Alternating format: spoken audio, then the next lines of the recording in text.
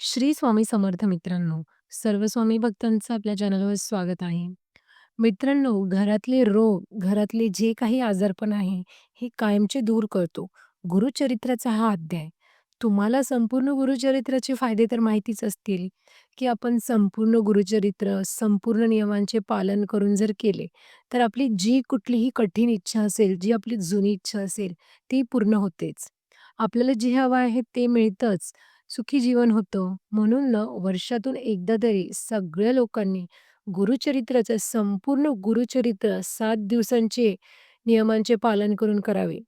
परंतु ना काय होतं, आजकालच्या या धावपळीच्या जीवनात, धकाधकीच्या जीवनात व्यवसाय म्हणा, नोकरी म्हणा, धावपळ होते. त्यामुळे ना प्रत्येकाला गुरुचरित्र करणं शक्य नसतं. कारण त्याचे असे कठीण नियम असतात. नियमांचे पालन करणं शक्य नसतं. म्हणून प्रत्येक गुरुचरित्राचा अध्याय वेगवेगळे लाभ आपल्याला देतो.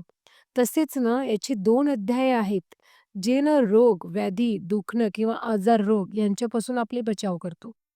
आपल्या घरापासून यांना लांब ठेवतातच आणि जर घरामध्ये कोणी आजारी असेल, कोणी रोगी असेल, व्याधीग्रस्त असेल, तर तो सुद्धा ना लवकर बरा होतो. असं नाही की आपण ट्रीटमेंट नाही घ्यायला पाहिजे. ट्रीटमेंट तर आपल्याला घ्यायचीच आहे. डॉक्टरची ट्रीटमेंट चालू राहू द्यायची आहे. पण ना त्यासोबत महत्त्वाची असते म्हणजे ती आपली श्रद्धा. उपचार बंद नाही करायचे आहे. चालूच ठेवून द्यायचे आहे. डॉक्टरांचे सल्ले आणि जे काही औषध पाणी आहे ते सुरू ठेवायचं आहे. पण देवाचा आशीर्वाद हा सुद्धा हवा असतो. म्हणून ना गुरुचरित्राचे 2 अध्याय आहेत.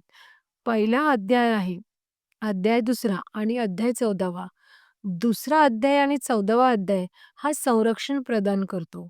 रोग, व्याधी, आजार घरापासून मुक्तता करतो. म्हणून जर आपल्या घरात असं काही व्यक्ती असेल, ज्यांना बरं वाटत नसेल, आमचा बचाव व्हावा, आम्ही सुरक्षित राहावे असे जर वाटत असेल ना, तर तुम्ही रोज दुसरा अध्याय किंवा 14वा अध्याय तुम्हाला जो वाटेल यांच्यापैकी कुठलाही अध्याय तुम्हाला अंघोळ करून संध्याकाळी किंवा सकाळी वाचायचा आहे. श्री स्वामी समर्थ.